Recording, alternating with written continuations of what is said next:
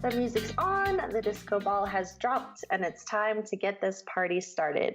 You're listening to episode 12 of DiscoTrek, a Star Trek Discovery After Party podcast here on the Tricorder Transmissions Network. I'm your host, Heather Barker, and with me at the turntable, as always, is my co-host, my favorite Gorn, Jeff Hewlett. Jeff, how are you tonight? Wonderful, Heather. Thank you very much. My universal translator is working, in case any of you are wondering why I don't sound like a Gorn. Like, I'm not very good at Gorn impressions. Yeah. Here in the Discovery universe, they're just dead skeletons, so they don't talk. Yeah. Lorca killed them all, I know. Which, by the way, speaking of Mirror Universe, I went back and watched A Mirror Darkly Part 1 and 2 from Enterprise, and that Gorn, in quotation marks, did not have a tail. He did not. No. You sure? He did not look like a Gorn, but he did not have a tail. Interesting. He looked like a raptor to me. More like a He looked pretty terrible. Those episodes are kind of terrible. Sorry, but CG artists, if you're listening to this. Yeah. No offense to you guys. It's been a while. Great job. There have been many advances in CGI, but not a Gorn. Anyway. And good job, Scott Bakula, on wrestling a CG Gorn. Good job. Clap, clap. For those who aren't familiar with DiscoTrek, we're a community-based Star Trek discotheque of sorts, focusing on each episode of Star Trek Discovery as they air. Tonight, we'll be discussing episode 12 of Vaulting Ambitions.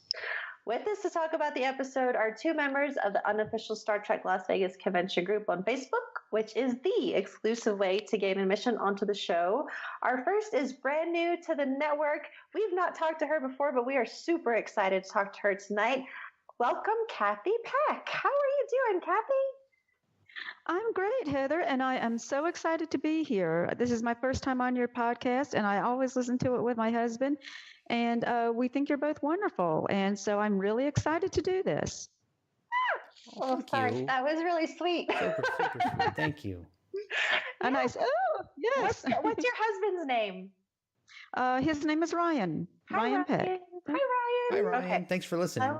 Yes, absolutely. All right. Well, we're so excited to have you. It's always great when we get new people, new friends. That's a big part of why we do this show. So our second guest tonight, I think everybody knows, at least if you've listened to Shore Leave, but he was our primo guest host on STLV 101 Part 1 back in May of 2017, Mr. Las Vegas, the wonderful John Krikorian. Hi, John. Thank you. How are you? I'm rocking in the free world, Heather. Thanks for having me on the show. I appreciate it. Nice. We love getting to talk to John. He's just one of the best guys ever. So we're super excited to see that you finally got a spot on the show. We're getting close. We've only got 3 episodes after this. So I know, and I've been traveling so much for work, and I just couldn't do some of the recordings. I couldn't even put my name in because I was traveling, and I couldn't rely on hotel Wi-Fi or anything like that. So I was just so glad I made it. So what a treat. So Thanks for having me, guys. Well, we're glad to have you. We love when the stars align and it works out, because that happened last week with our guests where Marty and Seth both had that Monday night off. So it seems to work. All right, so we're going to hop into our discussion of episode 12 in just a minute, but first we have some announcements to take care of. As we mentioned, DiscoTrek is community-focused and evolved from our desire to give fans in our convention community a way to talk about Discovery. So to enter for your chance to join us, because there's not many chances left, make sure you're a member of the unofficial Star Trek Las Vegas convention group on Facebook. Once you do that, we post every Tuesday with a DiscoTrek image and information on the following week's recording time. Just comment on that post to be entered, and we'll use a random generator the following Saturday to pick 2 winners. Once you've been on the show, you cannot come back, but there are still ways to be part of the discussion. Jeff, why don't you take it from here and tell people how they can still participate? Absolutely. So there's a couple ways that you can participate, and one of those is talking to us via social media. So you can respond to us on our threads in the unofficial Las Vegas convention group and with your comments about the episode, and we have a chance to read them on the air. You can also tweet us at disco_trek with your feedback on the episodes, and we will read them here on the show. And if you feel like it, you can also call in and leave us a up to 2-minute voicemail at 609-512-LLAP. That's 609-512-5527. Sorry about that, everybody. I blanked on the numbers for a second there. But yeah, feel free to call us up and leave us a voicemail, and we will play your voicemail live on the show. What I've learned from doing this podcast is that everyone hates using the phone. I know. I don't get it. I mean, we do get some. And by the way, tonight, and I didn't mention this, and I should have mentioned this in the previous comments there, but we also have tonight our first comment from a YouTube subscriber. Oh. Which we'll be reading at the end of the show. Yeah. So that was. I don't even know about that guy. Yeah. He just came in. News so. Oh, I hope it's a good one. Oh, it's very lengthy and it's very good. It was very positive. A lot of good things to say. So we'll be reading at the end of the show. YouTube can be really brutal. I know. I was going to save that till the end. And I think I've said this on a couple of our other Shore Leave podcasts, but some of the most horrible and brutal and trolly comments on our shows have come from the YouTube channel. So it's always a cringe for me when I see the little notification pop up that we have a YouTube comment. I'm like, oh God, I don't know if I want to go look at this, but this one was wonderful. So looking forward to reading it. I'm looking forward to hearing it. So we also cannot do this show without the support of our Patreon members. So Jeff, do you want to tell people a little bit about our Patreon account? And I think we've got a new patron this month. We have a brand new patron, and the only name they gave is Sherry. No last name, but thank you. If you're listening to DiscoTrek, we're not sure what show you're listening to and subscribe because of, but hopefully you're listening to DiscoTrek. But thank you very much for becoming a Patreon supporter.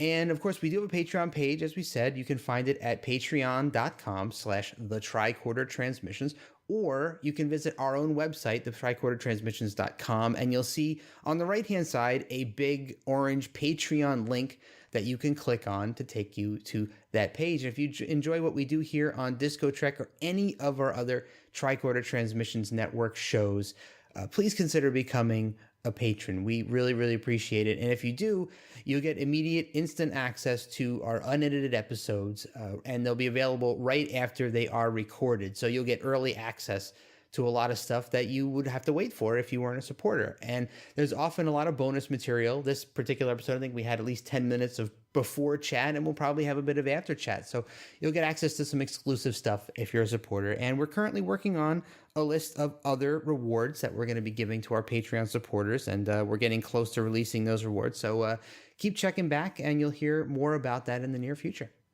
Yeah. I think that pretty soon, in a couple of weeks, we're going to open up a group Patreon chat for Star Trek Discovery. We are. We're just finalizing the details on that, but that will be open to, I think, all of our Patreon members. So keep an eye out on your email box for when we get that figured out. Okay. Yes.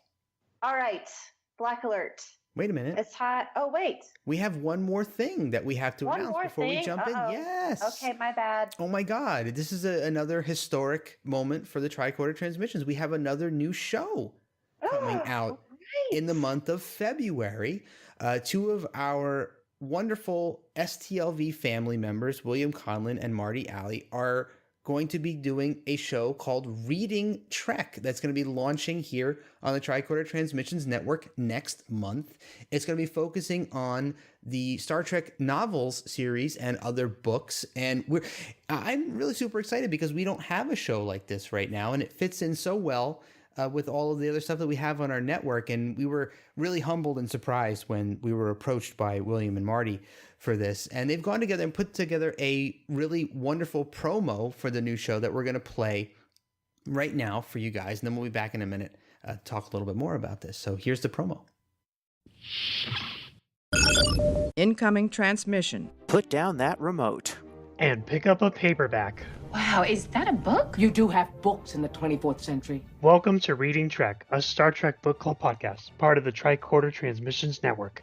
We're your hosts, William Conlon and Marty Ali. Join us along with special guests as we explore the Star Trek Expanded Universe. I wasn't aware you indulged in the literature of fantasy. Light reading is considered relaxing, Captain. Each show, we'll be discussing a section from a Star Trek novel. We'll be featuring classic and contemporary Star Trek novels covering all eras. The question isn't where we are. It's when we are. Since we're a book club podcast, we encourage you to read along with us and join in on the conversation by following us on Twitter @ReadingTrek. Post a comment on Facebook or check out which book we'll be highlighting next. Of course, you don't have to read along. We'll be summarizing each reading, so join in and learn all about the incredible stories that await in the expanded universe. You may even be selected to join us for a future podcast. Reading Trek, coming soon to the Tricorder Transmissions Network. I will leave you now to your book. That is all I ask. So Heather, I am so excited. That promo was really awesome. It is. These guys impressed me so much. Marty was a guest last week for all of those who listened. So that's one of your voices. And then William was one of the first episodes we did for DiscoTrek, right? He was. Yeah, he was. And he was one of our bingo contest winners at STLV last year. So we got to meet him and get to know him a little bit there. And we're so excited that the two of them are going to be doing this show together. They're both fantastic guys, and this show is going to be amazing. I have a feeling I'm going to be riveted by this thing. You're going to have to read some books, Jeff. Oh my God. When do I have time for this? When do I have time for this? I'll make time. Well, I love to read, and I'm looking forward to being a guest on the show pretty soon. Yeah, you're going to be on one of the February episodes, right? Or two of them. Yep, we're going to talk about one of the new Discovery books coming out. So yeah, I will leave that to William and Marty to tell you guys about it when it's time. But we've had a lot to share, so I want to talk about Discovery. Yes, so let's get into Discovery. But like I was saying, Black Alert. So keep in mind from this point forward, there will be spoilers. So if you haven't watched Vaulting Ambitions, go and watch it. Do it now. Come back and join us. So our show is a general discussion about the episode. We do have 3 segments. They are Drop the Record, which will be opening remarks and reactions to the episode, Play a New Track, where we explore what we learned that's new about the Star Trek universe, and Spin It Again is our look back at standout moments, scenes, characters, just about anything that you feel is worth a second glance. So let's get this party started for real. Let's go ahead and drop the record. This episode, okay, I didn't notice, guys, but this was like the shortest Star Trek episode in Star Trek history. I didn't notice that So in 51 years of Star Trek, this episode's runtime was something like 49 minutes, including the opener, last week on Star Trek Discovery and all that jazz. I had no idea. I felt like the pacing of this episode kept me interested, even though we learned a lot that we sort of already knew or had an idea about. There were still surprises. And so I'm just going to tell you right now, I thought this episode was great. I had a lot of fun, but let's hear. Kathy, what did you think about Vaulting Ambitions? I thought it was great. It was just a wonderful episode. And I also did not notice that it was shorter than the others. I mean, like after you watch it and then you read about it on social media and you go, oh, really? It was short? It did not seem like it. It really didn't. I think the way it brought out, go ahead and bring out spoilers like Lorca.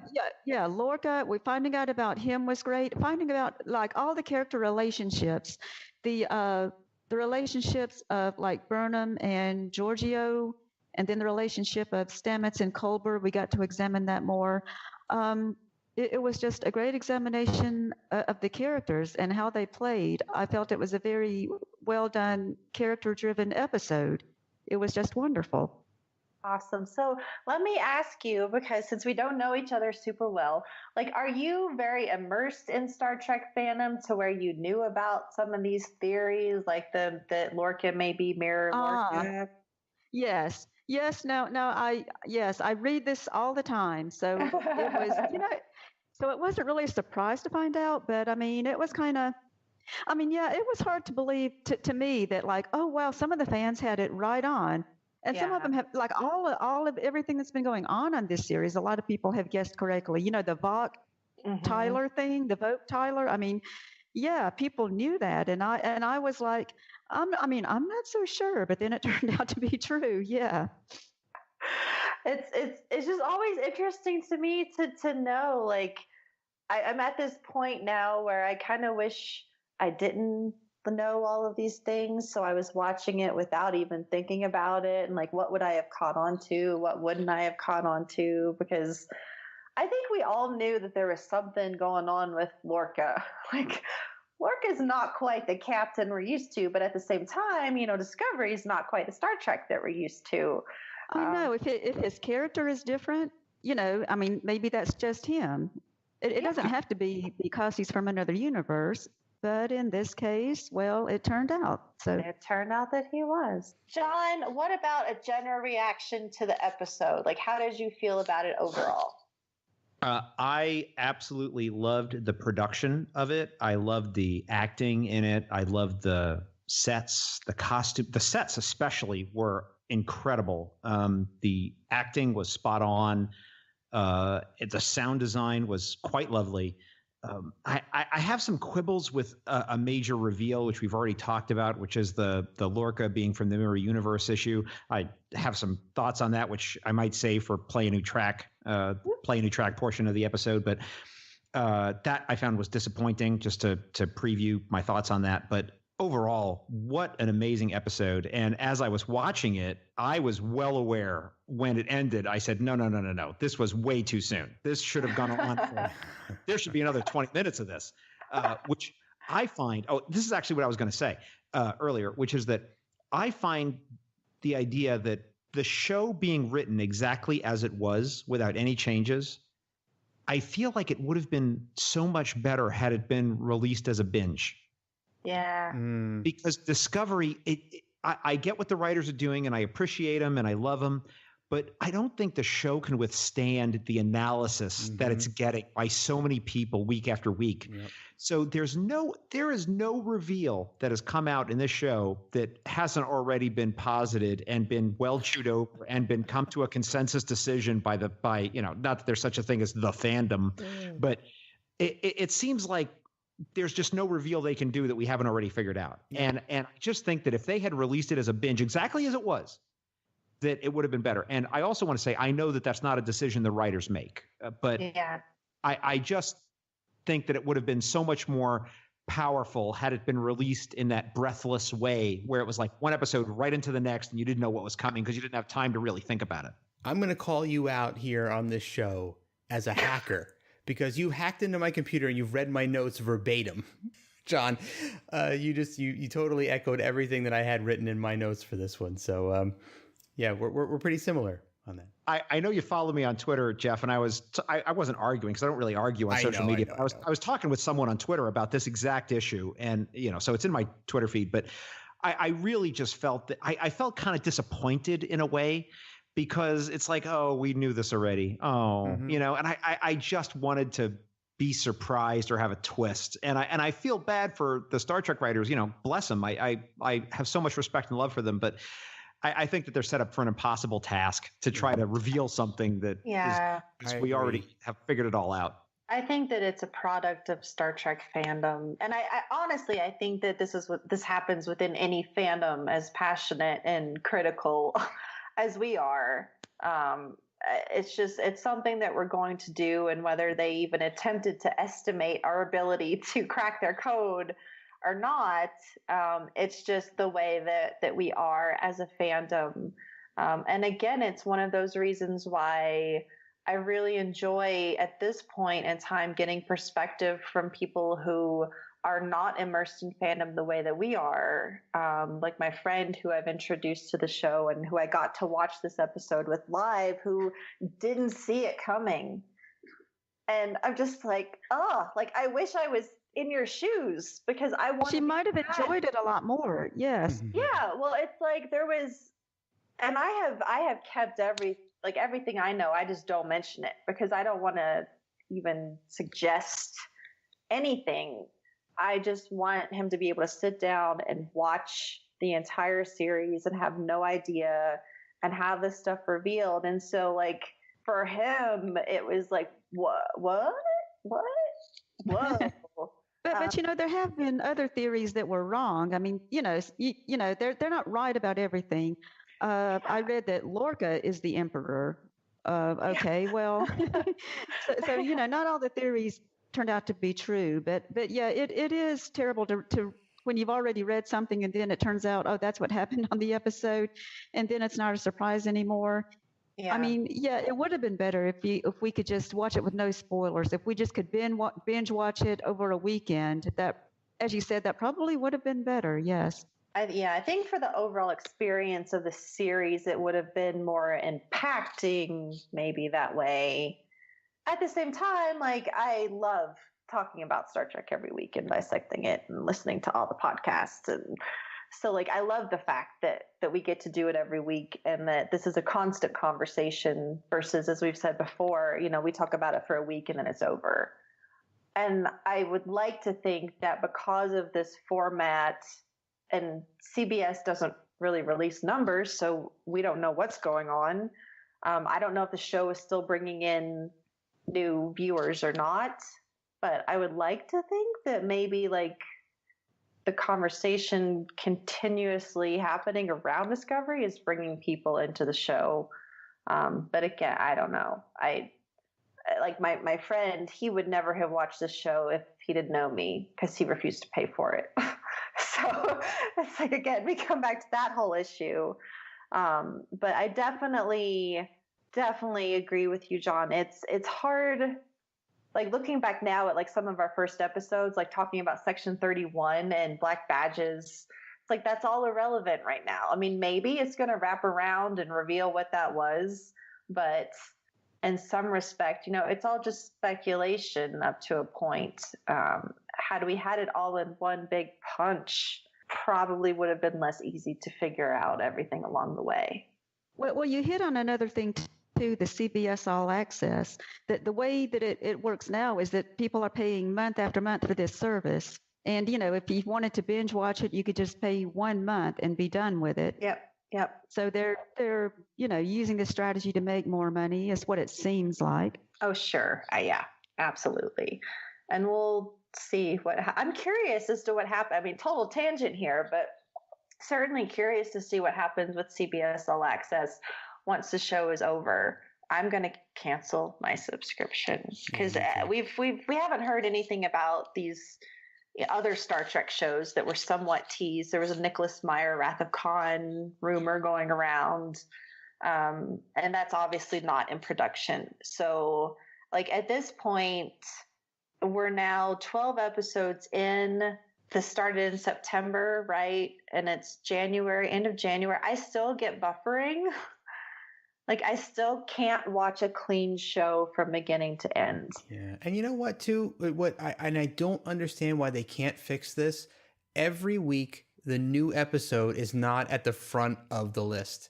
Mm-hmm. I always have to dig into the Star Trek Discovery feed, and it's usually all the way at the end. But every other show on CBS All Access, the newest episode is always right at the front. I get the same thing, Jeff. Yeah, it's exactly. You clicked on Star Trek Discovery. Do you want to watch the Vulcan Hello? No. Yeah, for the 12th week in a row. I'm like, what the hell? But the newest episode of After Trek is always right at the front. I don't get it. No, and it's watch most recent episode, click, and then it's episode 9. I was like, no, this is not. They got to get it together, man. I do just want to say that as we record this, I happen to note that I did get a new version of the CBS All Access app today. I don't know if there's been any changes there, but I certainly agree that CBS All Access is barely fit for purpose. Mm-hmm. Barely. Yeah, it's like they threw it together. Yeah, one thing that's really weird is that I never have a problem Sunday night, but Monday morning, so for example, this morning I was at the gym. I tried to watch it on CBS All Access. I got fatal error. Just so I can never watch it on Mondays, but Sunday night works great. I don't understand. Wow. And yet every Sunday night. Oh, that is weird. It's it's like okay. they want you to watch it Sunday night. And it's intense stuff going, these episodes are intense. And it's stop. And then I'm frustrated. But anyway, we don't want to be too overly negative, but when this all started, I was like, look, this is what they feel is best to do with Star Trek. Star Trek has always been used to promote things, whether it's TVs or networks. So, okay, I get it. And I pay the $9.99 for the no commercials. But $5.99, $9.99, it's comparable to what's out there. So I was all on board, but I mean, at the end of the day, if there's no Star Trek, there's really no reason for me to watch it when I have Netflix. There's only so much Star Big Trek. Bang Theory you can watch. Yeah, no, I don't watch that. And all of Star Trek, all the series are on Netflix For now. in better quality. Yes, for now, better quality. We'll see what happens there. But that's like a whole other 2-hour discussion about CBS All Access and the format of the show. So Jeff, I know that John kind of read your mind here, but what's your general reaction to this episode, aside from what John has already spoiled for us? Well, do they need to keep replaying the Culber neck snap every time now? Can we not have that in the previously on Star Trek Discovery? Just take that out. It wasn't just in the previously on, it was in the episode. I know. I'm like, come on. So that's one of my small grievances. I won't call it an outburst, but I think I cursed and was like, again, and turned my head and looked away at it. I had a visceral physical reaction because I'm tired of seeing it. And the funny thing is that you see it and you know it immediately when you see that where they cut that scene in and they give you a second or two before the next step. You're like, oh, here we go again. You have enough time to recognize what you're seeing and turn your head away like, oh God, I don't want to watch this again. But overall, another well executed episode. Some of the things that haven't been mentioned, I love that we got to see both the compassionate and trusting Saru along with the more assertive Saru, and we'll talk a little bit more about that later. And back on the Culber thing a little bit, I'm glad they kind of had a buffer episode between Culber's death and the incredible scene between Stamets and Culber in the mycelial network in this scene, which almost felt like an apology to me for taking Culber away from us. I'm like, it was such a sweet scene and so nice. I'm like, okay, I felt like I had enough time to process and not feel as angry about that death. And it kind of gave me some time to be ready for the scene that was in this episode that we're probably going to talk about a lot more later on in the show. But I was happy for that. But yeah, as John said before, I wish I could say that I didn't see all these reveals coming before this episode. And I kind of attribute it to a different thing, though, than John did. I have purposely not been following a lot of discussion on social media about Discovery because I wanted to kind of go into these episodes as blind as I possibly could. But then again, here we've been doing DiscoTrek and we've been having, different people on every single episode. And I think we've discussed every one of these fan theories on our previous episodes. So for me, this was like a reveal checklist. I'm like, oh yeah, Heather mentioned that a couple of episodes ago. Check mark. I'm like, oh yeah, Lorca. Oh, Seth Walker talked about that in the last episode. Mirror Lorca, check mark. But I think we talked about that in a couple episodes prior. So it was like there's just these check mark things. And I would love to have been your friend or some of the other Star Trek fans or new Star Trek fans who are watching, or just getting into Trek via Discovery and being able to be super surprised by all of these reveals. So I'm hoping that in the episodes that still are to come, that there are some things that we have not yet theorized about or come up with. So I was going to say the one thing I didn't see coming was that there was a Mad outer space love scene going on between Burnham and Lorca. That was new. Whether you like it or not, I'm not expressing an opinion on it right now, but I didn't see that coming. I didn't see that coming. I didn't see that. We can talk about that because I do have comments about that. But one of the things I was also going to point out was that Burnham, revealed that she's from the Prime universe. Like, I didn't ever think these characters were going to tell the Mirror Universe characters that they're from an alternate reality. That did semi-surprise me too, yeah.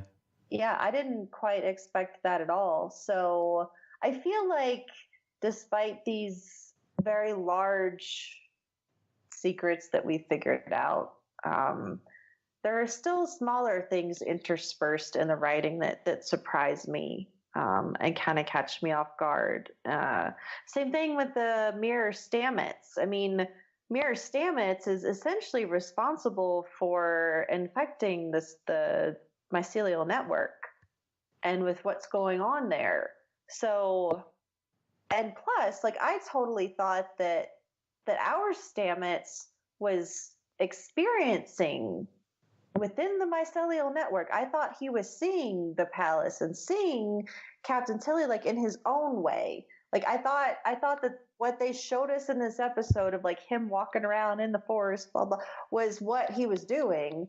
When in fact he was just kind of in this weird coma, and it's Mirror Stamets that is like reaching out to him, and that's how he's getting visions of Captain Tilly and all of this. And then we find out that it's Mirror Stamets who has infected the network, which, I mean, frankly, like this could be what kills this story.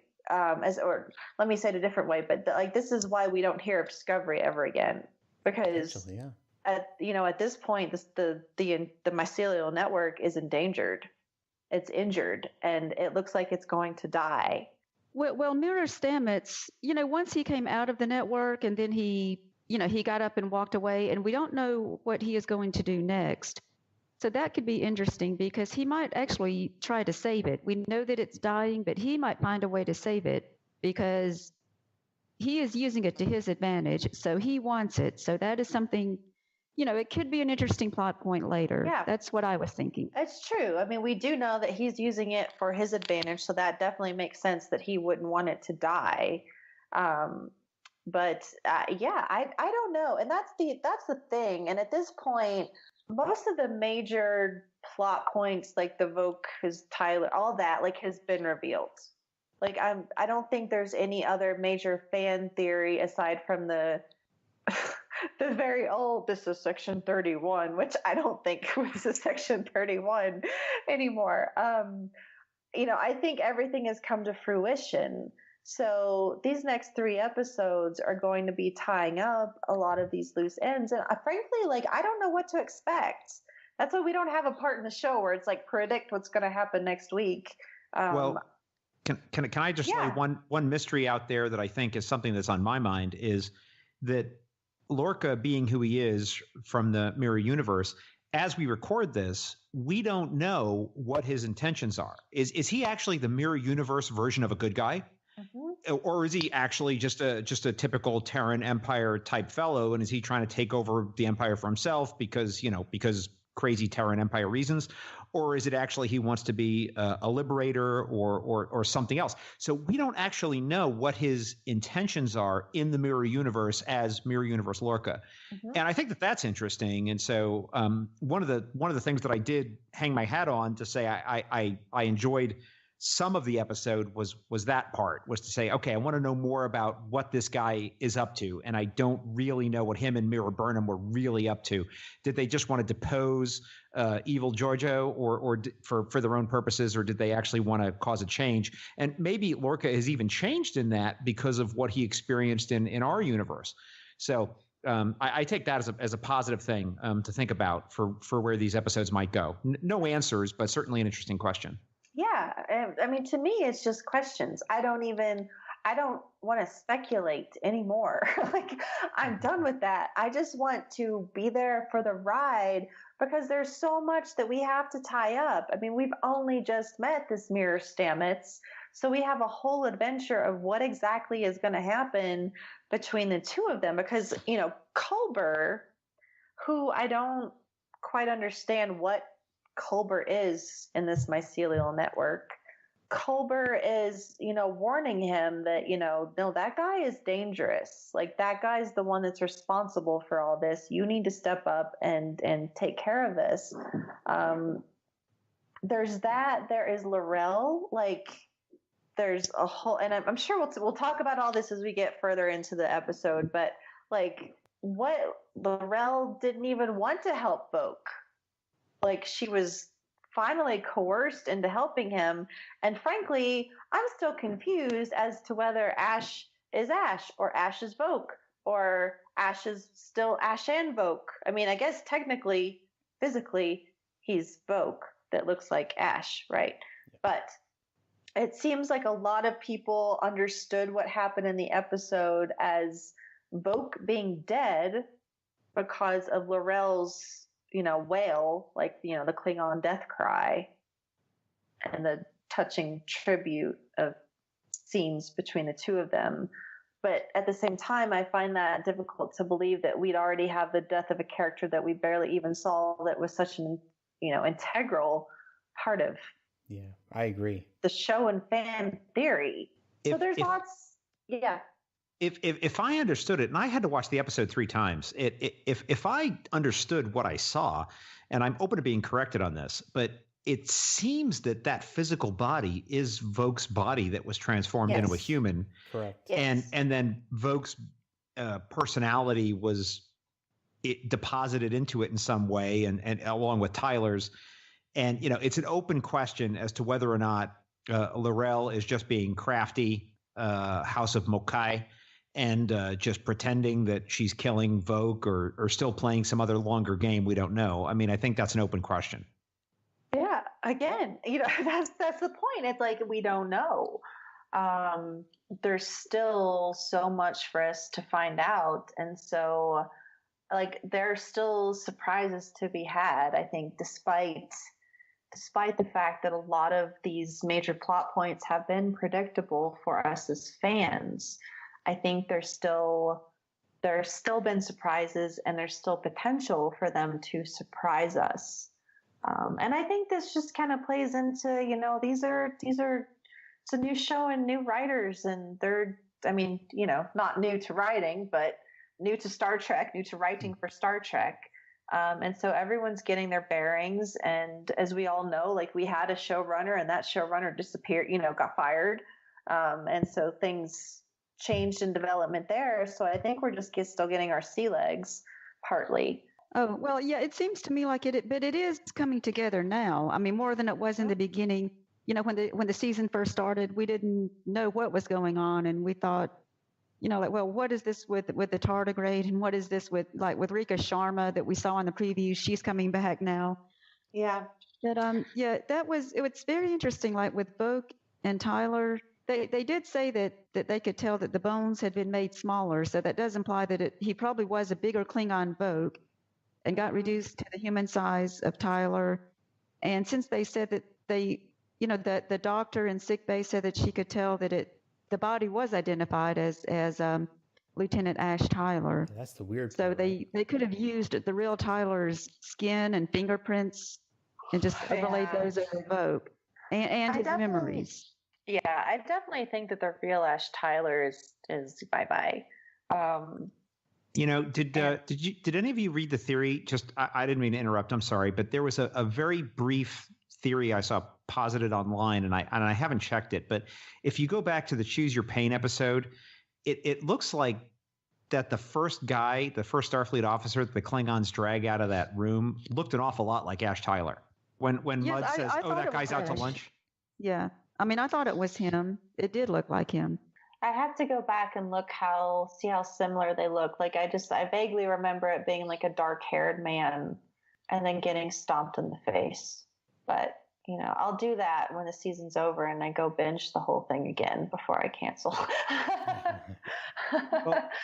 Can we talk about something positive then? How much? Yes. How much do I love, and I'm sure many other people would agree, how much do we love the Saru and Tilly scenes this episode and last? I want them to have like a cop buddy show where they travel around in a spore ship and like solve crimes and have shenanigans together. Well, to me, my problem though is that they were trying to help Stamets. It seemed like they still should have had a medical doctor there too. It seems like he really needed a doctor. So, and all they had was Saru and Tilly trying to help him. It just seemed to me like he really needed medical help. He was in a coma. They didn't know what was going on with his body and his mind. I think he was kind of beyond traditional, traditional in the Starfleet sense, medical capabilities. And I think that, the last episode showed us that Tilly had a radical idea on how, he could be brought back or what could help him. And I think, I don't know if traditional doctors would have come up with that plan to help him, because he obviously needed the spores. He needed spore therapy to come back. And I think we saw that at the end of this episode, and I'm sure we're going to talk about a little bit more about that. But I do see where you're coming from, though, Kathy, that you would think you'd want a doctor that would actually monitor, his vitals at least. Yes, because we'd seen that earlier, right? We'd seen that earlier with Culber there while he was doing that enormous amount of jumps. Like, you needed a doctor there to monitor his vitals to make sure he was not slipping away, right?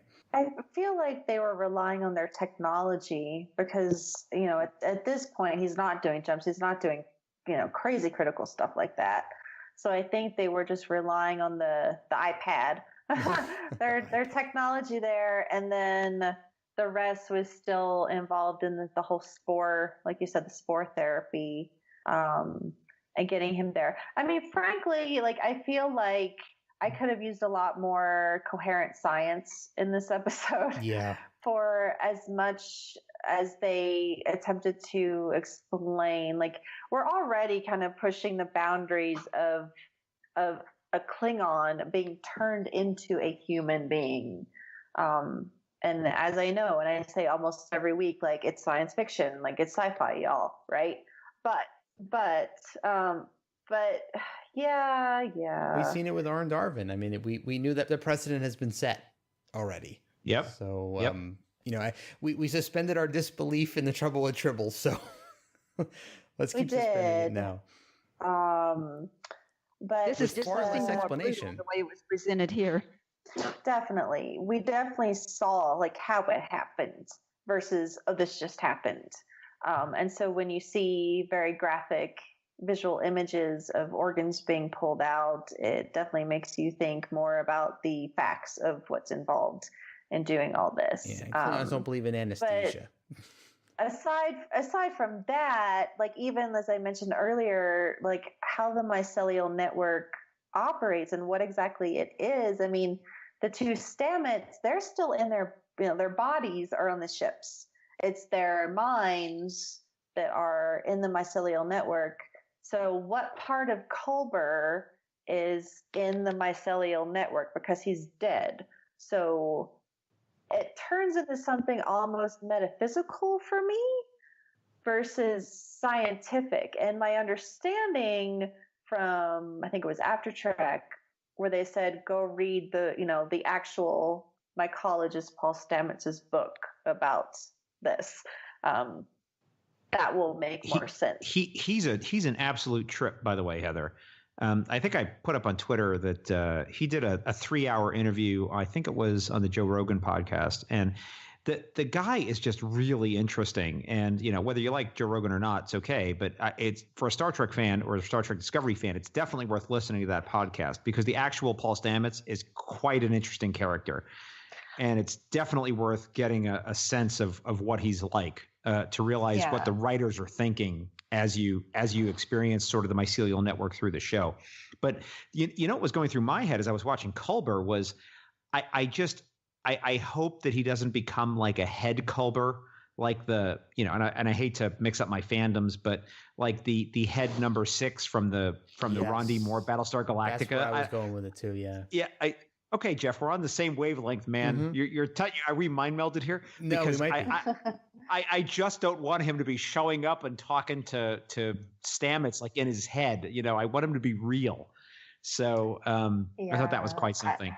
I don't think he's going to be real again. But it we could still haven't seen Mirror Culber. that is true too. Yeah, but I think this was in the mycelial network, so maybe Culber is only going to appear there.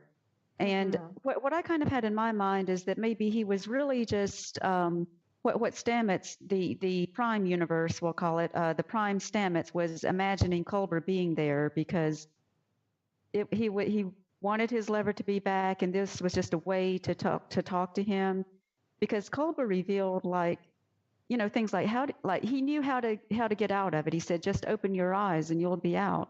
And I don't know, like, how could Culber know that, or how could anybody know that? But it must be, to me, like, once you're in the network, I mean, and maybe, like, I don't think this isn't the last we've seen of Culber, I think. I think we'll see more, maybe a little bit more of him. I hope. I don't know. I feel like for what we saw there wasn't enough there to really answer what was going on. Well, I had a really off the wall theory. Maybe I'm going to sound crazy by saying this, but I know they had mentioned on the prior episode that the mycelial network bridged life and death, and it was the only life form that could bridge those two things. Maybe that's like the afterlife. Maybe that's where you wind up. When you pass away, maybe you wind up in the mycelial network. Well, that is what Evil Stamets said at the beginning. Like, well, there is a God, and she's mad at you or something. Mm-hmm. Yeah. So maybe he was really speaking the truth. Yeah. I just feel like that's not something that we'd see. I don't know. Go ahead, John. I was just going to say, one of the weird things that just popped up in my head, and this might be because of my own kooky sort of way of making connections, but when he kept saying "open your eyes," I kept being reminded of a relatively famous Spanish language film called Abre los ojos, which was remade into a Tom Cruise film called Vanilla Sky, and that was one of the key lines in the whole movie was "open your eyes," and I was just wondering if that was some sort of weird tip of the hat or some weird Easter egg, but that might have been my own just weird mental connections going on. I remember that. Yeah, or maybe that's the solution to people who are between life and death, like Stamets was and Mira Stamets was. They were in that coma, and the way to go back to living, quote unquote, is to open your eyes, or to keep them closed, you pass away and stay in the mycelial network. Okay.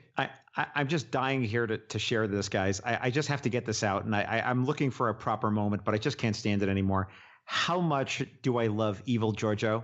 You deserve a treat. Eat my ganglia. Well, actually, I think that since we're pretty far into this episode and we need to segue into Play a New Track, Giorgio is someone new. And with her introduction, we've learned some new things about the Mirror Universe, at least. So let's go ahead and segue over to Play a New Track, where we explore what we've learned that's new about the Star Trek universe. And John, I'll let you finish, and then I'll let you talk about what you learned. Oh, my goodness. Okay, so right at the beginning of this episode, I said how much I loved the acting in it, and I loved the production of it and all the people who put on such an amazing show for us. But because we had all chewed over this idea that was it Mirror Lorca? Is he really Mirror Lorca? Is it not Mirror Lorca? Is he just like a really deranged, damaged dude? Or, what's going on here? And there was so much evidence that it was Mirror Lorca. And I saw the evidence, and I just didn't want to believe it, not because of some personal, obstinate idea in my head, but it goes back to something that happened at the earliest stages of Discovery when they were still talking about it, and we were just seeing like pre-release material, and it might have even been at the writers panel at an STLV last year. And the writers told us that this show was going to be about how we got from sort of the messy humans of today to this idealized future where humans had evolved to beyond some of the more baser things of human nature. And I thought that was a beautiful story, and I wanted to see that story so much. And as I watched the show prior to this episode, I took Lorca to be the starting point for that. And so I really wanted him to be from our universe, and really wanted him to be just a messed up dude. And to have Burnham and Cornwell and, all the other characters in the show, Saru, whoever, to say, we've got to be better than this. And we've got to get ourselves into a place where we're better off than where we are today as people. And so the decision to make him a Mirror Universe guy takes that away. And it made me very sad. And, I was talking with our friend Jim Morehouse about this on Twitter. And, I said, yep, I agree. There's lots of evidence that it's Mirror Universe guy, but I just don't want it because I think it takes away from the struggle. The second part of this, and I think an even more powerful part of this that I think, in my opinion, is really sad, is that pre-Discovery, you look at Picard on the Enterprise, and you look at, Kirk, Spock, and McCoy, and you look at all the other Trek that came before. And it was very positive about humanity. And anyone who's been involved in Trek fandom or even been around Star Trek fans, not fandom writ large, there's always this question on what is Star Trek, right? And if you just look at like the original series, it's Star Trek is Kirk, Spock, and McCoy flying around on the ship, exploring the universe. Well, then we had the animated series. It was more of that. Then you have the movies. It's more of that. Then we have Next Generation, and it's Picard and Riker and Troy and Data, and they're out exploring the universe. So it's about exploration and humanity being better. Great. Well, then we have Deep Space Nine. They're not exploring anything. They're on a space station. And it's a great show for many other reasons, but they're not exploring. They're having a different kind of experience. So what is Star Trek, right?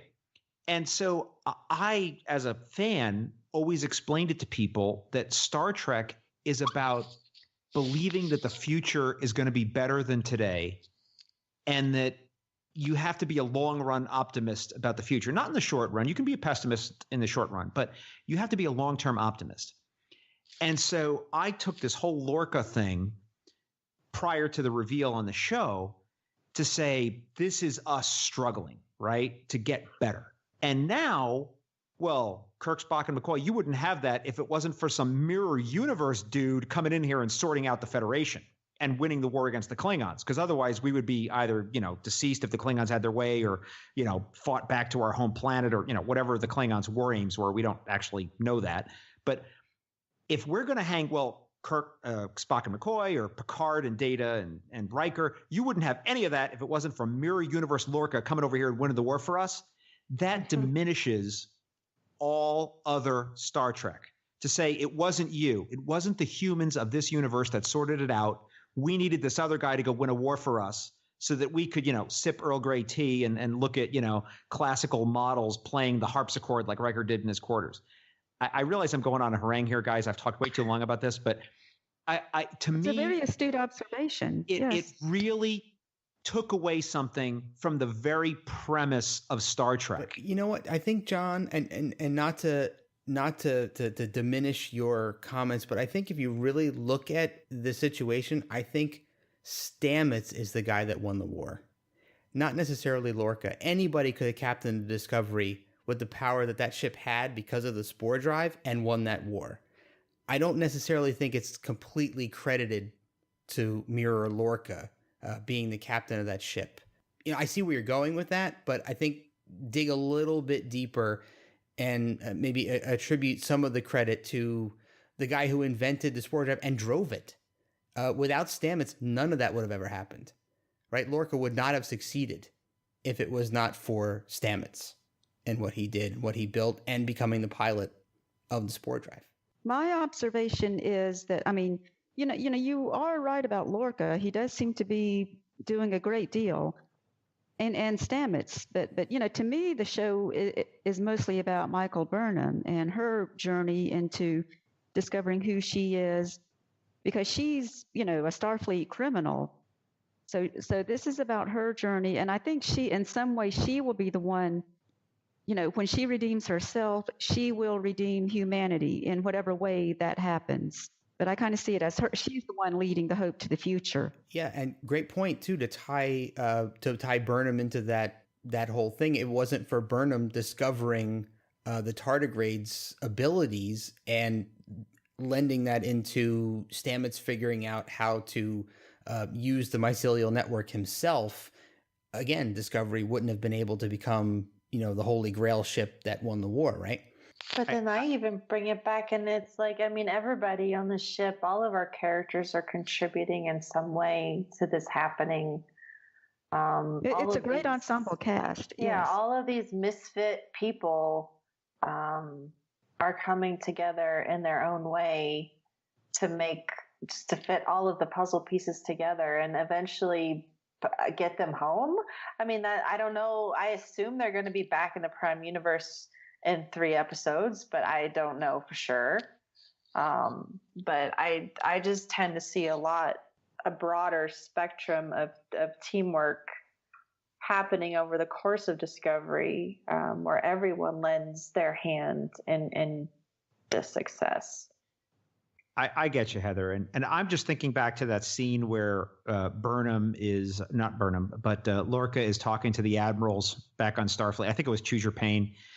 And he's talking about how, he sent the ship to blow up the Klingons at this place and, took out the Klingon supply lines here and there. And, maybe it's because I just was thinking of too much of history. And I'm thinking of, there's the Oppenheimers who are out there inventing the stuff, but there's Trumans who are out there willing to say, go ahead and do it. And I just wanted so very much, and I realize this is my own failing here, but I just wanted so very much for it to be our victory in our universe, to say that we get there on our own and we figure out how to be better than how we are. And to me, that's the very essential beating heart of Star Trek, is that we have the opportunity to be awesome and excellent and the very best of what can be. And I just didn't want to hang any of that on the hat of some bad dude from some other universe coming in and sorting out our problems, even being a contributing factor, so let me lessen it a little bit, even being a contributing factor, because he is the fulcrum on what goes on in the Discovery and pushing the crew. And you see that the way he talks to Stamets, or Mr. Reese, can I trouble you to fire at something? He's really pushing him. And I that to me was the big downside of this episode, which I loved for many other reasons, but I just wanted it to be our victory, our in this universe victory. So I know it's a downer. We still have a few episodes but that's left. all I want to say. Yeah, I know. It could that's change. where I'm at. Like, we still have time, and frankly, whether or not we end this season with Captain Lorca alive or dead is another question that's looming for me. I mean, I would like to believe that we're going to have Lorca still involved in some way. I don't know, because I like the character, frankly. I like Jason Isaacs. I think he's done an amazing job with this character, but he's a big name actor. And because of that, I wondered, even before we saw the first episode of Discovery, how long Jason Isaacs was going to be an actor on this show. So I think there's plenty of potential for him to take an exit, and for the rest of the cast, which, as we know, in the next episode, this is no longer Lorca's Discovery. This is Saru's Discovery, I think, at that point. They're going to take back the ship and determine its future, and I assume get Burnham back. And I mean, who knows? But I think that there's still opportunity to have that kind of redeeming storyline, because I agree that is essentially what Star Trek is. I can't see it ending any other way. Like, I can't see Lorca, evil Lorca, being a key player in what redeems the Discovery and these people, unless he somehow turns out to be redeemable in and of himself. Well, I think there's another bigger question too. That is, I don't know if we'll get an answer to this or not, but where is or what happened to Prime Universe Lorca? I think he died. I think he died with the Buran.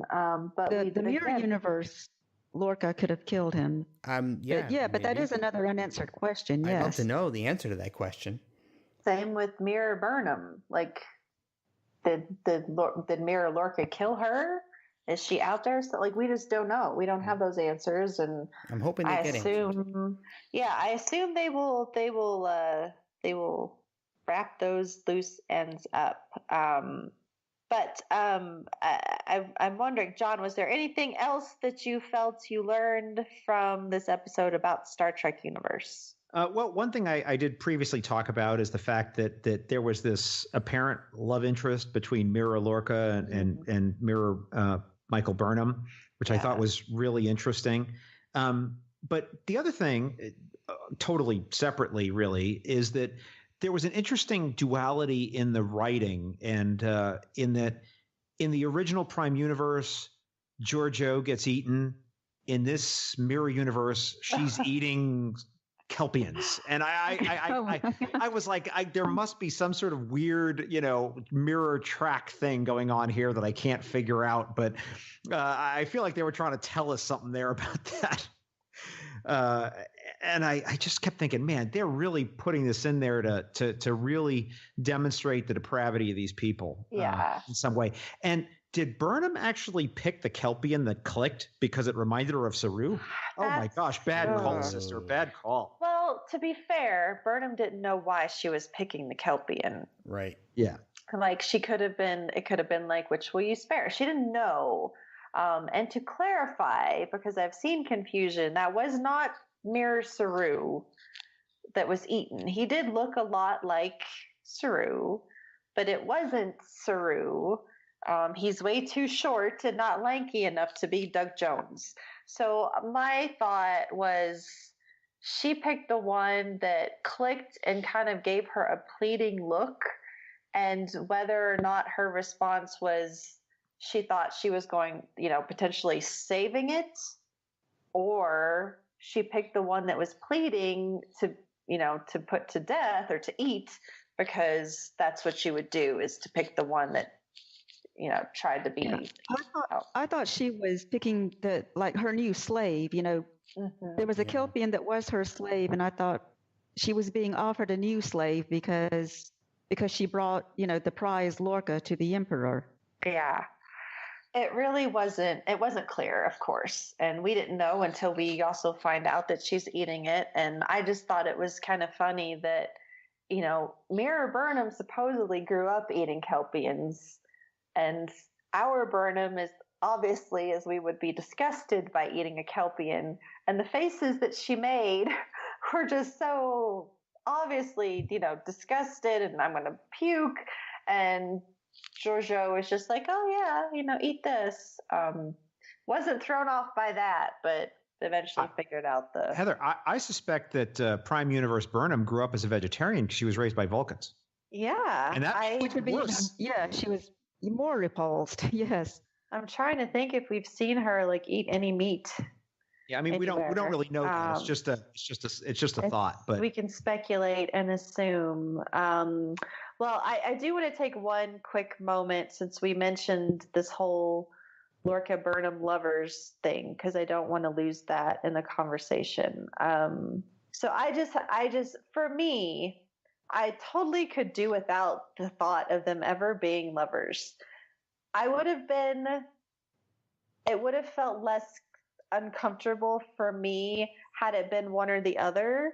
But again, as someone who has been in a position where not a father figure, but a teacher, someone that has a similar type of role as a guardian, protector, nurturer, to have a relationship like that, for me, turn around and be a predatory relationship. And we assume this was not anything predatory, but just having that link of going from a father figure to a lover makes me incredibly uncomfortable. I disagree with what you just said, Heather, in this way.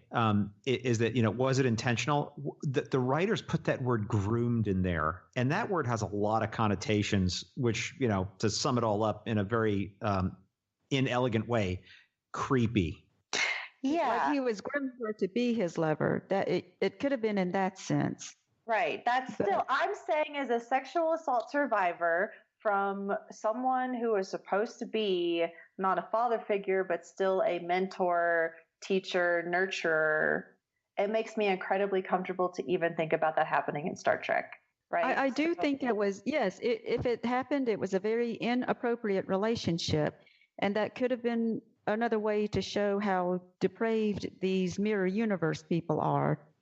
Because we would think like it wouldn't happen in the Prime universe because we're all good people. So it happened over there because they are the kind of people who could do those kind of things. And eat their slaves. That's what I'm going for, Kathy. You got it. Thank you. Yes. I get it. I'm just trying to provide a perspective from someone that has been in this certain situation. And I get it, and I get why they're doing it. I'm just saying that I would have gotten... I don't really need that example of depravity. It would have been fine for me to understand that he was a father figure to her, and being that father figure and knowing that she was still, and co-conspirator even, they don't need to be lovers for that to be his motivation to get her back on the ship, especially since she's like the key to everything. For me, I'm just saying, for me, I did not need that extra addition, whether it added to any like I get that they're disgusting people or whatever. Like I don't need that. Jeff, did you want to say anything about it? No, I think you guys covered it pretty well. Okay. It was one of those moments where it's like, okay, kind of thing. Like I didn't need that to happen. It's kind of like what you were saying. It feels like something they added in. It didn't really have much of a purpose or a meaning. They just kind of added it just to add it. I don't know. It felt superfluous. Well, I'm not sure what we're going to get out of it because our Burnham is not going to go. I mean, she doesn't have that relationship with him. No, but I think maybe if they're going to use it for something, it may be one of the things that I had seen, the very little that I let myself see on social media. One of the theories was that he would want to install her as emperor once Georgiou was killed. So that could be an interesting way to play that scenario out. Who knows? All right. Well, Kathy, what did you learn new about the Star Trek universe? Yes. Okay. Well, so a very obvious thing they mentioned in the mirror universe, they are sensitive to light more than we are in the Prime universe. Mm-hmm. And this is something like that. This has never been revealed in all the other times that we visited the mirror universe on all the other Trek shows. So I thought it was really odd that they would say it here. Well, how did you feel? Because I kind of I like that it was a part of Lorca. I didn't need it to be all of them had the same sensitivity. Right. I mean, maybe it's just the more powerful ones, they've been shielded from light for some reason. Maybe they'll reveal it later. Yeah. Plus, you have a glowing orb. Like you have a little tiny sun as a part of your ship. What was that?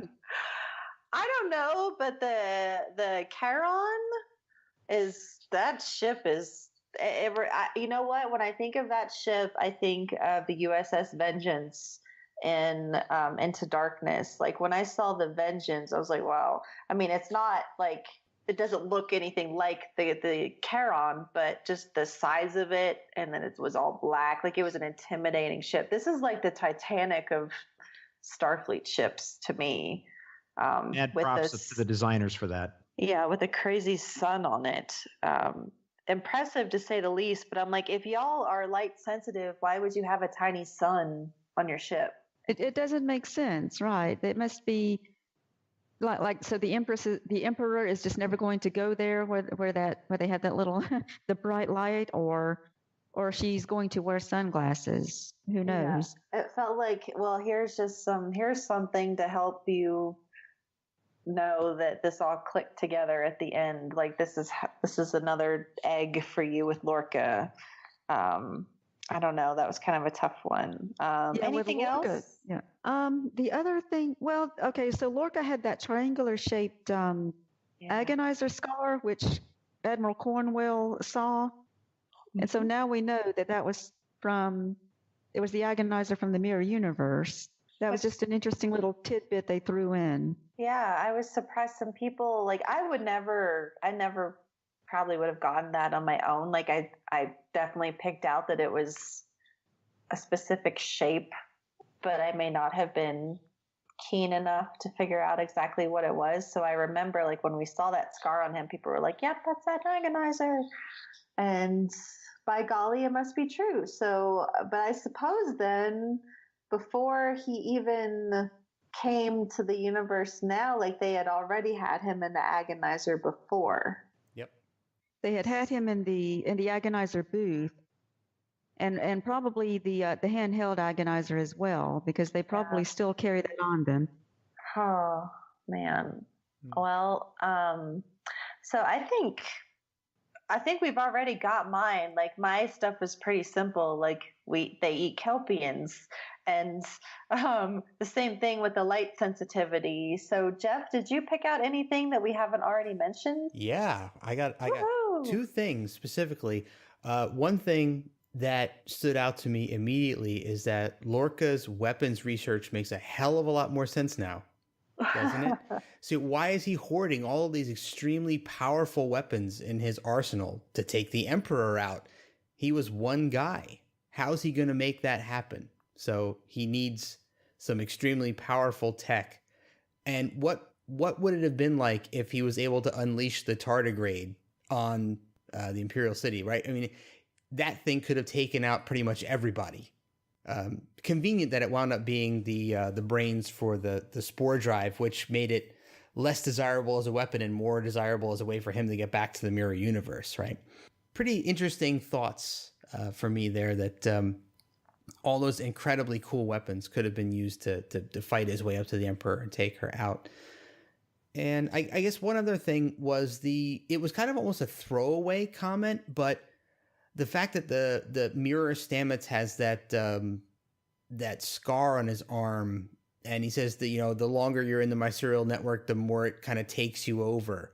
It felt kind of like a throwaway comment, but maybe that could be something that is a little bit more important that comes back around in another episode. They didn't give it much due.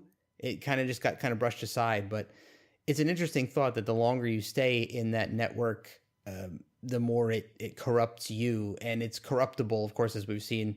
The mycelial network itself can be corrupted and destroy all of the universes it's connected to. So it could be a lot there.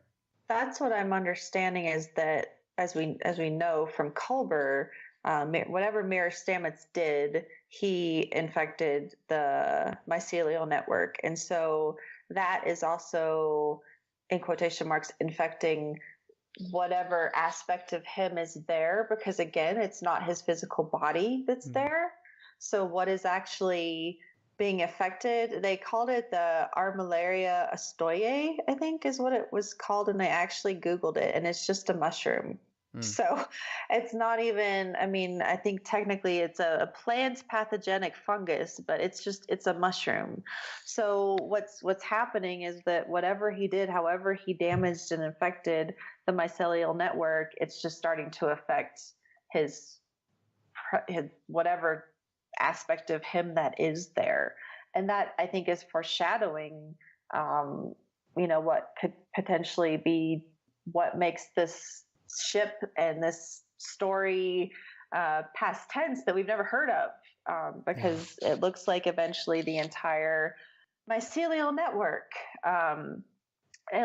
potentially it could just completely be destroyed. And we've already got the spore garden on the Discovery is dead, which I found kind of strange, because just because your gardener's sick doesn't mean you don't send anyone to tend the plants. I feel like they would have noticed. I felt like there was some other reason that they died. I mean, like maybe someone did go in there and try to maintain them, but they still, something else was killing them. It was not for lack of gardening, is what I thought. Well, for sure. It had to be whatever's infecting the mycelial network. Why am I having trouble all of a sudden? But we know that the mycelial network is already infected. This stuff is happening. I don't know if this is connected directly. Did this happen instantaneously? Did this happen over time? Because again, if it happened over time, I feel like that should have been part of the story. Even because, Tilly is treating Stamets with spores. They get the spores from the spore garden, as I'm calling it. So there would have had to be ongoing maintenance, and they would have noticed if the garden started to die. So I just found that whole part a little strange. Again, lack of sciencing here. I didn't know if it was some instantaneous thing or what exactly was going on, and I'm sure that we'll get more of it in these next few episodes. But I did catch that, Jeff, and I did Google what the specific terms were, thinking that I would find out a little bit more than it was just mushrooms. But one thing, I'm not sure why I believe this, but I just got the feeling watching the Anthony Rapp's acting that Mirror Stamets was absolutely lying to Prime Universe Stamets about what was going on there. That was not the truth. There was something else that was happening that we don't know what it is yet. And we know this because Culber told our Stamets, like, no, he's the one that used the network for his own reasons, and he's the one that just, infected it or damaged it, whatever. So I also don't really believe Mirror Stamets at all. That could be why, Mirror Stamets kept telling our Stamets, we need to find engineering or something. But our Stamets he saw an image of Culber and he wanted to go find him. Mm-hmm. But Mirror Stamets said, like, basically, no, don't worry about him. We got to go do this. I mean, so maybe it's like maybe he knew that Culber was going to tell him the truth or something, even though for sure. Yeah, I don't know how, but somehow it seems connected. I think that this is how they're trying to kind of redeem this whole Culber storyline, with the backlash that they received killing him off, and immediate response of no, he's not dead. You're going to see more of him. So this is how we're seeing more of him. And I mean, I'll be very honest, like, as you said, Jeff, the scenes between the two of them were wonderful. Like, they are such a beautiful, loving couple. And the chemistry between Anthony Rapp and Wilson Cruz is phenomenal, just to begin with. So I love seeing them together, but I don't really understand the role that Culber is going to play. In this episode, I felt like Culber was Stamets' tether. Like, remember when Ash told Burnham, like, she was his tether? Yeah. And I feel like Culber was Stamets' tether to our universe. And he is what pulled him back, because he was fascinated talking to Mirror Stamets, and he was like, "Whoa, what's going on? And let's do our work and blah blah." But no, like, we've got to get you back so that you can fix this. Like, you've got to heal the network, and you've got to get Discovery back home eventually. So I feel like that's what Culber did, and I assume we're going to see more of Culber before the end of this season. Again, I'm not quite sure. So, I mean, like, I love the scenes that they had together. It doesn't make up for the fact that Culber's dead to me. Like, he's dead. Like, I don't know that he is coming back in any kind of physical form at the end of this. And from my understanding from After Trek, there is no Mirror Culber. Like, they explored that option and they did not do that. So I don't think we're going to see Mirror Culber.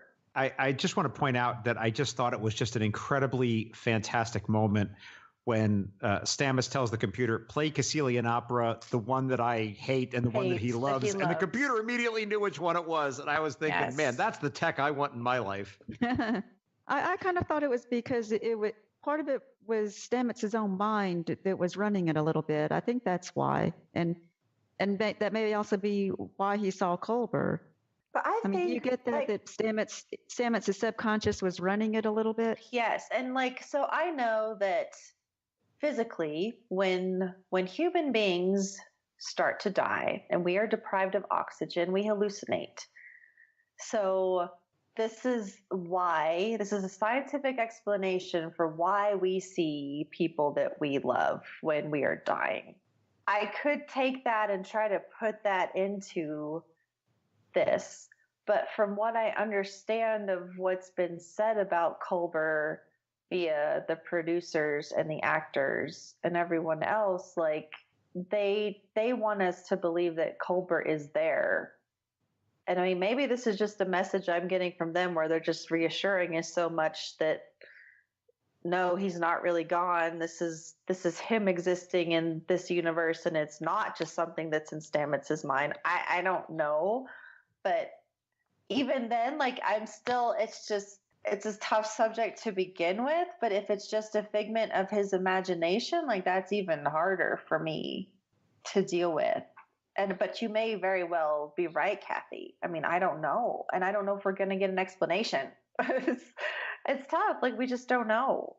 But I mean, I think that's a valid explanation too.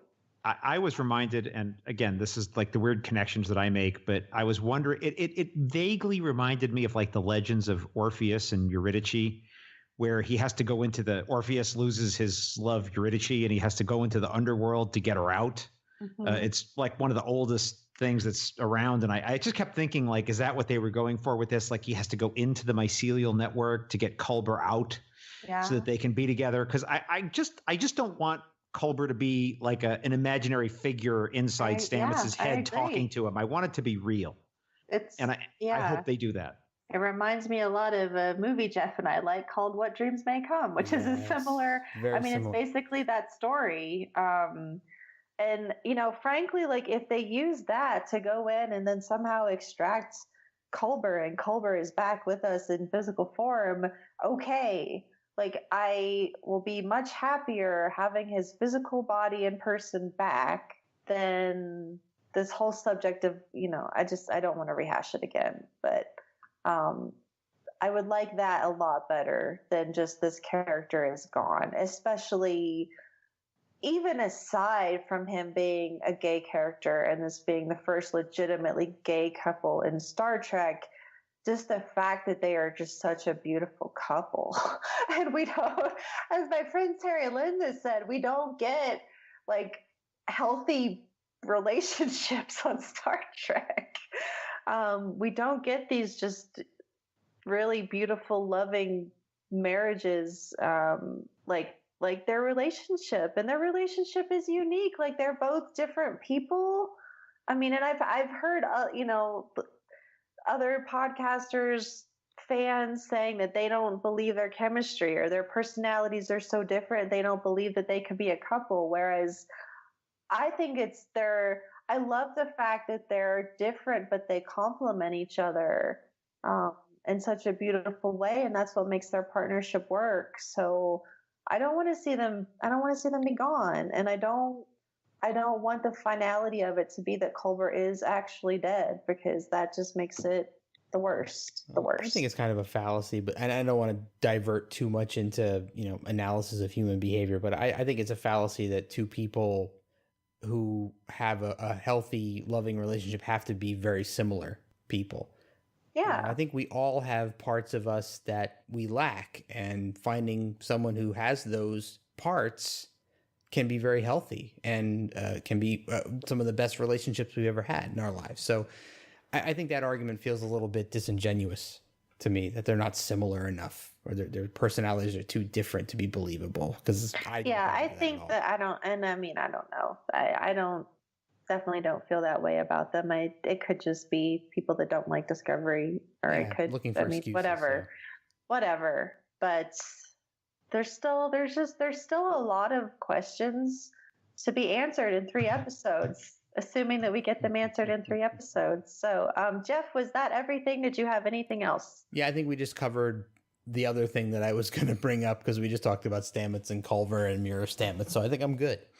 All right. Well, this is a long podcast, guys. So let's go ahead and pop into Spin It Again. Let's take a look back at standout moments, characters, scenes, what really stood out to this in this episode, which I'm sure we've all already mentioned at some point. But Kathy, what stood out to you? What do you think deserves a little extra attention?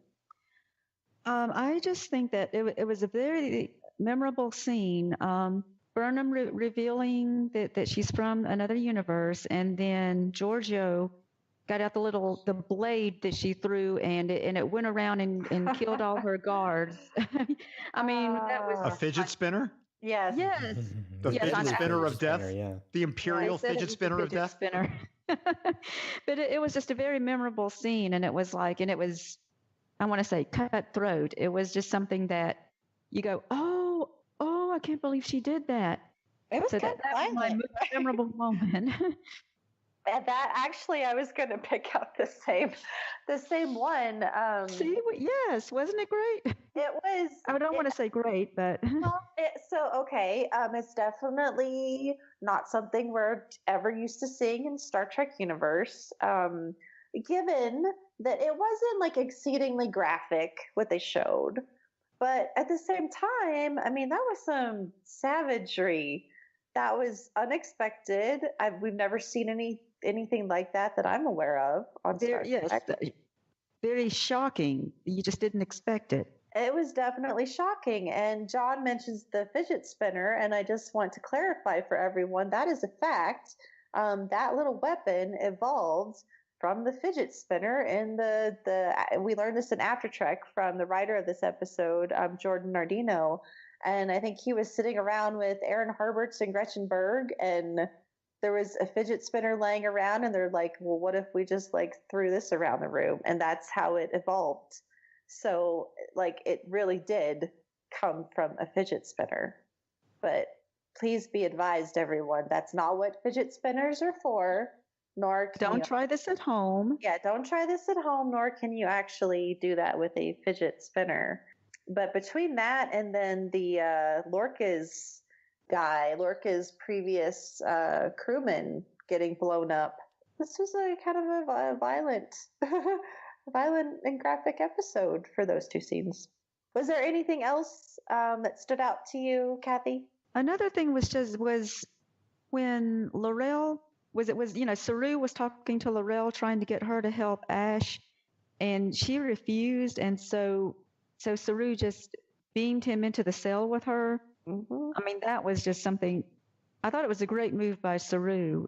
Like, no, I care about this man, and I'm going to force you to help him. You're the only one who can help him. You have to do this. You can't say no.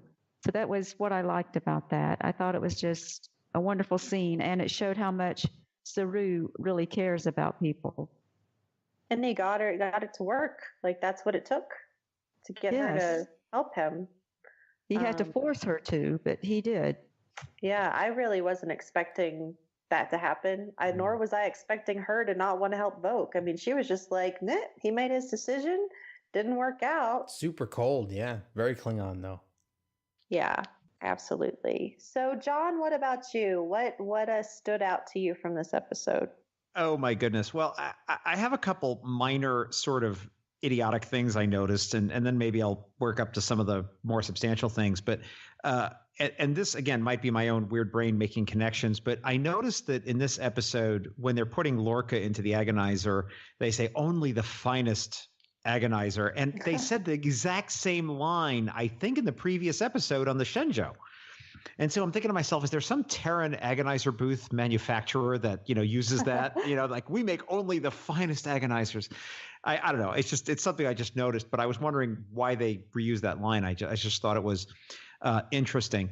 But the other thing that really stood out was, my goodness, Anthony Rapp, acting with yourself is so hard. And I know it just wasn't him, because he had to have a lot of help, and they had to redo a bunch of scenes, I'm sure, to get both sides of it. But that cannot be easy.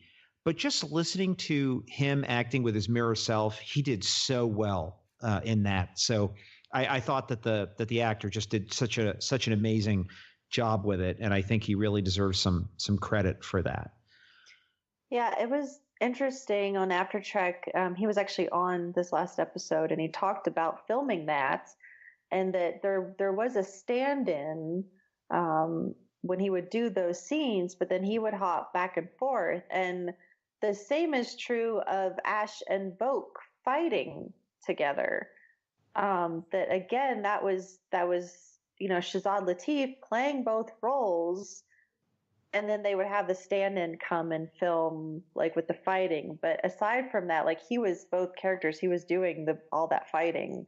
With the amount that we see the stand-in is very minimal. So I thought it was interesting that they're using that technique all the way across. Yep. And I have to admit, one thing that sort of caught me short, and it's not a major issue, but I didn't really understand how the episode actually got started, and I'm still trying to figure it out, because at the end of the previous episode, the Emperor's ship was right there at the planet, and now it's all of a sudden far away, and they have to get in a shuttle and go to it. I just didn't understand logistically what was happening. So I thought maybe I'd missed something. So that I don't know what was going on there. Maybe something got cut. Maybe something wasn't explained properly, or it also could be that I just missed something. But it stood out to me, and I still haven't figured out exactly logistically what was happening between the last episode and the next, because they seem to be contiguous, and I didn't understand where the Emperor's ship went in the meantime. Minor issue, but it stood out to me. The major things, though, to me, the big things, and these were all relatively minor, but was that I think we now know that Laurel truly, in her own weird Klingon way, did love Voke. I didn't know if she was playing him for her house's advantage or if she was playing some long game with him, but I feel like we have enough to say that she actually really did care for the guy and wasn't just playing him. At least that's how I feel at this point. And I think that was actually quite nice that we could recognize that, these aliens, these others do have these emotions that we can have some access to. And if that's true, I think that that's a good thing. And I just wanted to acknowledge that I appreciated that in the show. And I thought it was great, even though, of course, we can agree that, having a genocidal war isn't a good thing. But I thought it was a good thing for Laurel to actually have some depth of feeling there besides just trying to be a warrior. Yeah. Let me ask you guys really quick before we move on, because I don't think we talked about it in depth, but with what she did to Voke or Ash Tyler, what's your interpretation? Do you guys think that we're still going to see Ash and Voke both? Do we think that Voke is dead? Do we think that Ash is dead? What do you think happened there? That's a tough question. I read something online. I can't take credit for it. So, proper credit goes to whoever put this online. But someone said, are they setting us up for like a 7 of 9 thing where, he knows who he is, but he has all these other memories going on inside his head? And I don't know, but I just thought it was something interesting I read. Yeah. Well, I think somehow Ash Voke has to somehow be the bridge that ends the Klingon War and brings the Klingons and the Federation closer to what we know of them in future Star Trek. So there has to be some sort of a bridge there.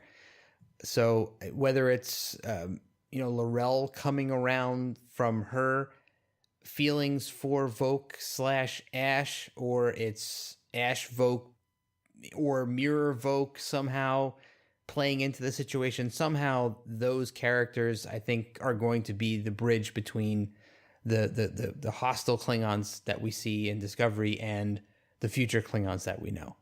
So did no one here interpret that as Voke dying? I wasn't sure what it meant because Laurel has thrown us for so many loops in the past. I wasn't really sure if that was her killing Voke off or a ploy. I guess maybe keep Ash / Voke from destroying himself, because you guys obviously see there was a lot of injuries that he'd done to himself. There was some scratch marks and things. He was, tearing himself apart essentially. Maybe she realized that, she needed to intervene just to keep him alive, to maybe keep her original goal somehow in play. Kathy, what was your interpretation of that? I would like to think that Voke or Ash is still alive, but I think it was the Klingon Voke was physically altered to become, to look like Ash Tyler, and the human Ash Tyler is probably dead. So we have the Ash now that used to be Voke, that has Ash's memories. I think he is still alive and that he will continue on the show. At least that's really just what I hope. I mean, because yeah, I like him. I want him to continue as a character.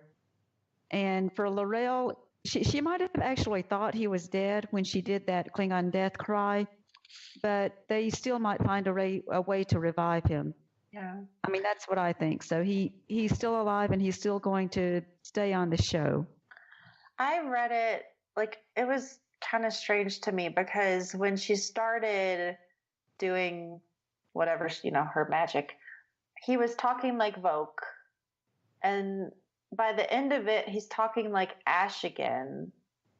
And then she does her death cry. Well, we have the montage of Laurel and Voke's happy life, and then she does her death cry. And so I almost thought so did Ash, was this the Ash personality while this was happening was trying to fight its way to the surface and it won? It was all very confusing to me. So it's interesting getting varied perspectives of what happened because it seems like no one really understands what happened. When they showed that scene, after her death cry, well, that was it for that episode. They didn't show her or Vogue again in that episode, so we won't know until they show them again. All right. Oh, sorry. I totally yawned. I'm sorry, guys. I'm tired. John, was there anything else on your list? Because I know I interrupted you there. No. I have one more thing, and it's actually the biggest thing. And I really want to recognize and acknowledge Wilson Cruz in this episode because, last week, or was it the week before now? I can't remember correctly, but a lot of people were upset with the character's death. And I got to say, it didn't really affect me all that much because the fact is, in my viewing of it, Culber wasn't given that much to do as a character. He sort of tech the tech and science the science and meds the meds, and, he played the, spouse haranguing his other spouse about, working too hard and blah, blah, blah. But it was very workaday sort of stuff. This is the first scene in my recollection of it where he actually got to have a scene that was really powerful and had a lot of substance to it. And I think that the actor just did a tremendous job. And I just think that Wilson Cruz really nailed it. And I just really appreciated his acting in this. And I really felt something there. And I just thought it was just wonderful. And to me, it was really a high point for Culber in my viewing of the whole series so far. Excellent. Here. I agree. So Jeff, what about you? One of the bigger things was part of the dialogue between Georgiou and Burnham made me think about this. There was a moment where Georgiou says to Burnham, "Everything will be as it was, dear daughter," and it made me think that the relationship between Mirror Georgiou and Mirror Burnham may have been slightly different than the relationship between Prime Georgiou and Prime Burnham, in the fact that they had almost a familial relationship, and perhaps that may be more of what Burnham had wanted out of the relationship between the two, or what it could have been if their relationship had continued in the Prime universe after, if Burnham hadn't betrayed Georgiou, and they continued to serve together. Maybe it would have evolved into something similar that it was in the Mirror universe. Well, less evil, of course. But I like that the relationship that they had in the Mirror universe was a familial bond, more than just a sort of a teacher mentor or captain mentor. Jeff, can I just say one thing on that, which is that it struck me as I watched the episode that in the Vulcan Hello and the Battle of Binary Stars that Burnham betrays and mutinies against Georgiou. And I suspect we're going to get the exact same thing in the Mirror universe, that she will again betray and rebel against Georgiou. So there's a nice mirror there. And also, I want to add, I do like their relationship that they had back in the Prime universe, and then now what we're coming to in the Mirror universe. When Burnham revealed that she's from another universe, I think she was going on how well she knows Georgiou, that Georgiou would believe her, and of course she had the proof too. But even just saying it, I mean, I just thought that was a good moment too, showing their relationship and how well it worked. The fact that they can trust each other. Burnham knew she could trust Georgiou to believe her, and not to think that communicator she had was faked, or the badge. I mean, the badge wasn't faked. I mean, Georgiou believed her because they have that kind of relationship that they trusted each other. Yeah, for sure. And I wonder if, Emperor Georgiou seems very astute, and I wonder if Burnham's admission that she was from a different universe immediately alerted Georgiou, although silently, to the fact that Lorca may not be what she thought he was. Maybe she has a little bit more insight into what's coming down the pike, or perhaps Lorca's original plan is back in action, and she's preparing herself for his eventual assassination attempt. Yeah, I liked that Georgiou and Burnham, after they got past the whole killing Burnham for treason, their relationship was a respectful one. Mm-hmm. Like it that kind of continued there. And again, I wasn't expecting Burnham to tell Georgiou that she was from a different universe. So that was a surprise that I wasn't expecting. And there was some good dialogue there. I like to pick out quotes from all these episodes, and there really wasn't anything super specific that stood out to me in this one. But I did like when they were talking about the qualities of a successful civilization: equality, freedom, and cooperation. Again, there's some Star Trek for you. But I think as far as real standout things, it would be that. And then again, that's the scene between Stamets and Culber. And I agree with John. Like, a lot of that goes to Culber, or to Wilson Cruz, for what he put into that scene. But again, it's just that I'm just, at the end of the day, like, I'm just very happy with how that relationship is being presented to us, because that's a relationship I would want to have. So really well done. And again, despite this being a short episode, I really didn't think about it at all. I definitely wasn't ready for it to be done, but I'm never ready for any episode of Star Trek Discovery to be over. So I thought the pacing was great. The directing was great. The amount of story that we got, it wasn't as overwhelming as last week's episode, but there was still a lot. We got a lot from a lot of characters and storylines, and they had said a while back that, the pacing of the rest of the season just stays like this, and it's certainly proving to be the case. So I think overall, another great episode where we learned quite a bit about the Mirror Universe, but quite a bit about what's going on while we're there. And I guess we'll just hang on for the ride and see what happens in these next 3 episodes. But I think I like the fact that they called out the episode name in this one. I was going to say that too. I was going to bring that up. I love when they actually say the name of the episode somewhere in dialogue. It's actually a connection to Macbeth. So more Star Trek and Shakespeare. But Jordan Nardino, the writer, pointed that out in After Trek. So next week we have What's Past is Prologue. Another nice title, and I can only imagine what that is insinuating. So I guess before we wrap up, we'll just do any final thoughts here. So John, was there anything else about this episode that you wanted to mention? Oh my goodness. I don't think there's anything that we haven't already talked about. Just to say that I thought it was really well made, well produced, beautifully acted, and really interesting and at a breathless pace, which I think is something that's really quite new for Trek in a lot of ways. And I think Discovery on the whole is bringing a whole pacing to Star Trek that we really haven't seen before.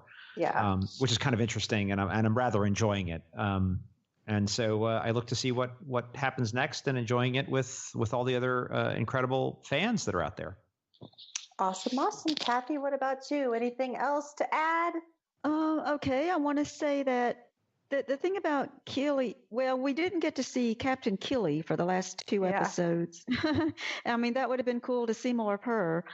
But other than that, I do enjoy it. I have really liked this Mirror Universe story arc.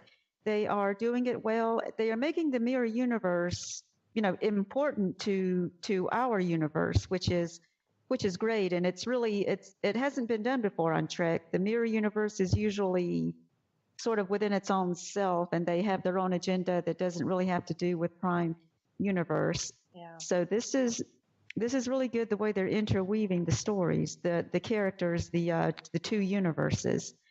And everything else is great. Like you said, the production values, the acting, and I mean the writing, the storytelling, everything is coming together to make the whole series a wonderful series. Just gotta hang in there. Yes. We just want to know what's going to happen next. Yeah. Answer all the questions. Yeah. I mean, it's like, people that hung around for 3 episodes, like, no, you got to come back because that's just, you're not going to get the whole shebang in those 3 episodes. That's what I want to say. Like, some people give up too soon, Yeah. Got to keep sure. Yeah. Absolutely. Well, Jeff, what about you? Any final thoughts? Just one quick shout out to the writers of this episode. I love those continuity moments that harken back to prior Star Trek. And I love that Georgiou mentioned interphasic space. Thanks for all of the great continuity stuff that's been thrown in for us Trek fans out there who are nerding out with all that stuff. I mean, I know they have to draw in a new audience, and the format of the show is designed to draw in new Trek fans to keep the series vital and profitable. So I appreciate that they're doing stuff to throw out to us original Trek fans and keep us interested too. It's almost like these writers actually know something about Star Trek. Go figure. I mean, who knew? Who thought? Who knew? All right. Yeah. Props always. We love our writers. Despite the complaints that we may have, I think overall, like, we love what they've done. We love the attention that they're giving the franchise and what they're doing with Discovery. Sure. So I just want to clarify that. I know that there's been some episodes where we've been a little harsh, but at the end of the day, at least Jeff and I, speaking for DiscoTrek, we love Discovery. So we're here to support it, and we love everyone involved. So I guess that brings us to the end of this 2-hour episode of DiscoTrek, which may be a little less by the time we edit it. But as always, we go around and tell people how to find us on social media if they would like to continue the conversation. So, Mr. John Krikorian, how can people find you? Hello. Well, you may find me on the Twitter at JKinLV. And you can also find me lurking around and posting occasionally in the unofficial Star Trek Las Vegas group on the Facebook. But I have 2 rules about Facebook, which is I don't accept friend requests from anybody I currently work with. And the second thing is I have to have met you in meet space in the real world. So come find me at STLV or some other Star Trek event in Las Vegas, and I'll add you and we can be friends. Awesome. And Kathy Peck, where can we find you? I am on Facebook. My Facebook name is Kathy Graham Peck, and I'm in the unofficial Las Vegas Facebook group, of course. And I'm on Twitter at #Kathy Graham Peck. So that's where I am. We can find you for sure. And Jeff, what about you? Oh, well, surprise, surprise. I'm also in the unofficial Star Trek Las Vegas convention Facebook group, as are the prior 2 people were. You can find me there as well. And I am Warp Factor Jeff on Twitter. All right. Well, yes, everybody. The unofficial Star Trek Las Vegas Facebook group. Oh, I said it wrong. Las Vegas Convention Facebook group is where you're going to find all of us. It's the way to get on the show. It is largely a convention-centric group, but we welcome everybody because above anything, we're about family there, and we want to make our Trek family bigger, and we love talking about Discovery. So come find us. As far as me personally, I'm at LLA Posper on Twitter. Our show is Disco_Trek on Twitter. The network is Tricorder Show. And the website is the tricordertransmissions.com. So you can find us if you look hard enough. It's not that difficult. Thank you, everyone, for this lovely conversation. And we're excited to come back next week. I don't know what we're going to talk about, but I'm pretty sure it's going to surprise us. So thanks again, everyone. Live long and prosper, and we'll see you next week.